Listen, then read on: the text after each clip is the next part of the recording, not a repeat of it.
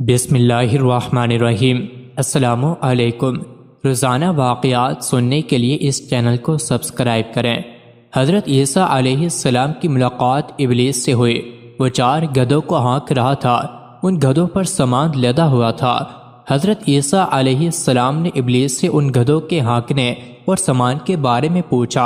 ابلیس نے جواب میں کہا کہ تجارت کا سامان ان گدھوں پر لدا ہوا ہے اور خریدنے والوں کی تلاش کر رہا ہوں۔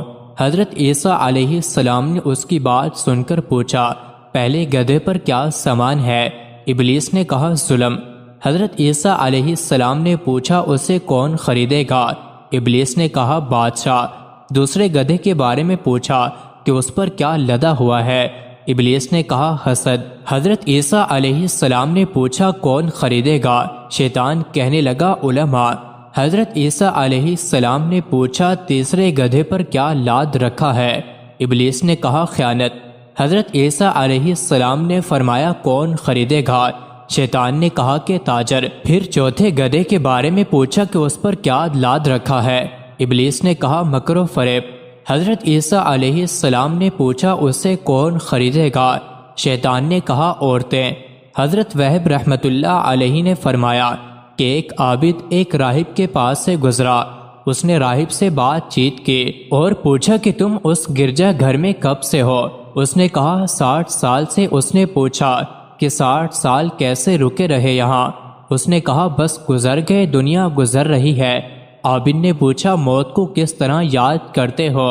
اس نے کہا کہ میں نہیں سمجھتا کہ کوئی بندہ اللہ تعالیٰ کو جانتا ہو اور اس پر کوئی وقت ایسا بھی گزرے کہ وہ اس میں اللہ تعالیٰ کو یاد نہ کرے، اور میں تو کوئی قدم اٹھا کر اسے رکھنے نہیں پاتا کہ میں سمجھتا ہوں کہ رکھنے سے پہلے ہی میں مر جاؤں گا۔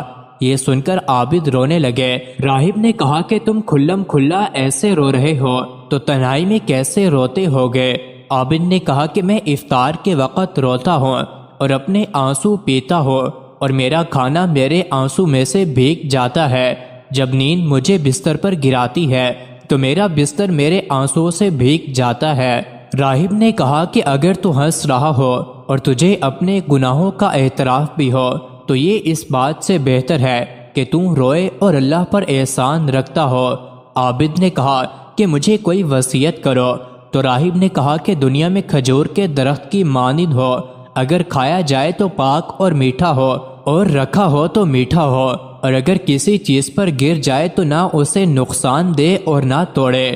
دنیا میں گدھے کی طرح مت بننا کہ بس وہ چاہتا ہے کہ پیٹ بھرے اور مٹی میں لوٹ لگائے۔ اللہ سے خیر خواہی کرو، جیسا کہ کتا اپنے مالکان کا خیر خواہ ہوتا ہے کہ وہ اسے بھگاتے ہیں، بھوکا رکھتے ہیں، مگر وہ ان کی چوکیداری کرتا ہے۔